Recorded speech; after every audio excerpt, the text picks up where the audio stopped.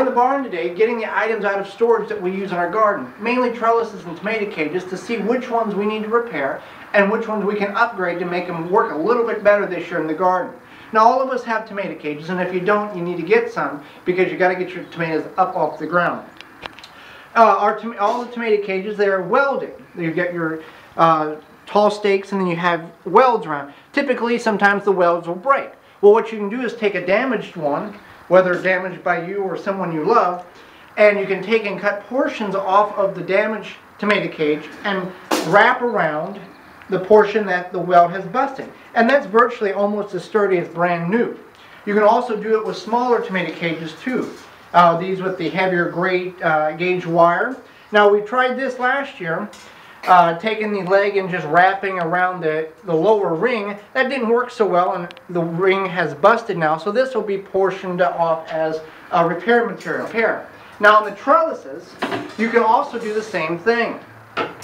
We've got several trellises in the back here. Now, this is off the bottom of a baby crib. This is what the mattress sits on. These work great for anything that climbs.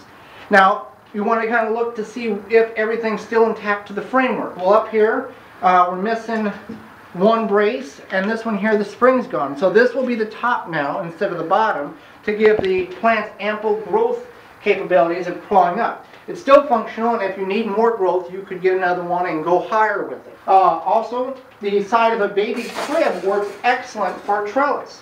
You can take both sides and you can extend it up 8 foot or so, and then I zip tie and put a fence post, couple of fence posts behind it. Works really well. Now, to help the plants grasp onto the trellis, you could take what we've used here, which is fan grate, off a box fan, and attach it with zip ties. Another thing you can use is chicken wire. They're very inexpensive at your hardware store, and you can run that on any type of trellis. For example, this one here that the father-in-law gave me, he was going to use it as a project, and it never materialized.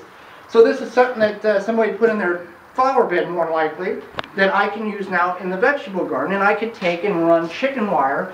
The chicken wire is actually just about the right width, and I could run chicken wire up and down it, zip tie it or wire it, and I could use this for any type of item that will grow in the garden that's going to grow on a trellis. Also, you've seen these trellises, these white ones. It's the fan that some people use for rose bushes. Well, you can convert that into a vegetable trellis with either chicken wire, or we found this wire, rubber-coated wire, and a giant spool, and we've expanded that across the trellis and zip-tied a fence post to it, and it works very well for spaghetti squash or even gourds. And if you need more extension height, you can take and put another roll of wire up a little higher, and you could actually extend the fence post. You can get fence posts 8 foot in height, and you can run it the entire length. So just some things that you need to look at before you start going in the garden and putting these items in. And like I've always said, a trellis doesn't have to be pretty, it just has to be functional.